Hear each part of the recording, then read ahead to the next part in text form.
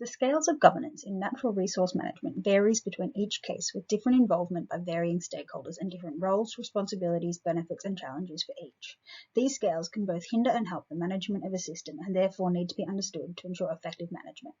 Using the example of the New South Wales Bather Protection Program, in particular the use of shark meshing off the Newcastle coastline, I will highlight the varying influence and scales of governance involved in the management of this marine resource. Governance in natural resource management refers to the variety of stakeholders, both government and non-government, and has changed over time, growing from a predominantly state-based government-style system to a broader, more fluid system that includes the input of national and regional arrangements and that of growing community input via landcare groups and active environmental NGOs. Issues surrounding governance in NRM stem from a lack of clear boundaries with confusion over the roles and responsibilities of different stakeholders within a management plan. Some planners are calling for a more holistic approach to management, including more community involvement, while others suggest that sophisticated and well-balanced governance systems, inclusive of all stakeholders, are required. However, overly complex systems could in turn create gridlock and thus reduce their effectiveness. The varying scales of governance that can impact NRM are in the private, community or government sectors and can be at an individual, local, regional, state or national scale. By understanding the involvement of each stakeholder, management systems can be more successful in the understanding of the ways stakeholders interact with the resource, as well as the ways in which it is used and how to do so more sustainably. The example of the New South Wales Bather Protection Program, in particular the shark meshing component, displays these variances in responsibility, roles, benefits and challenges through broad and opposing views of governance of this particular resource. The New South Wales Bather Protection Program is a New South Wales state government initiative that includes the installation of 51 150 by 6 metre nets at popular beaches along the New South Wales coast. This meshing, however, poses a threat to the natural ecosystem through the ongoing entanglement of both target and non-target marine species, and therefore understanding the responsibilities of the varied stakeholders in its management is essential.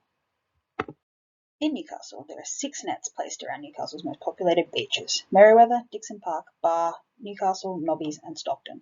While the New South Wales state government has a mainly anthropogenic goal and is responsible for the protection of swimmers along their coastline, enforces this program, the reaction to these nets is changing, with supports for the removal of the nets to focus on less intrusive and the use of technology instead increasing, with an increase in community engagement in the area. Newcastle City Council, as well as 6 other councils within the meshing regions, have opposed the use of shark nets, with community concerns regarding the impact on the marine environment and the potential for the nets to become ocean waste, pushing them to request the nets be removed from their beaches. This response reflects the responsibility of local council to represent their residents. Further to local council, environmental NGOs have been growing support for the removal of shark nets in Australian waters based on the environmental impacts of these nets and the dangers they pose to the marine ecosystems. 2 major examples of this are the Sea Shepherd Apex Harmony campaign, aimed at protecting sharks globally but focusing on the Nets Out Now campaign in Australia, and the creation of the Envoy Shark Cull film, a collaborative effort between Sea Shepherd Australia, the Australian Marine Conservation Society, the Humane Society International and more, to educate about the dangers shark nets pose to marine ecosystems and the prevalence of non-target species being caught within these nets.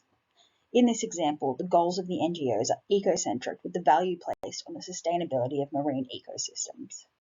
On the contrary to this, at a national level, the government have a responsibility to protect endangered and vulnerable species, in line with the Environmental Protection and Biodiversity Conservation Act. However, the safety of humans is once again prioritised in this example. As you can see, understanding the scales of governance in natural resource management is vitally important to ensure fair and sustainable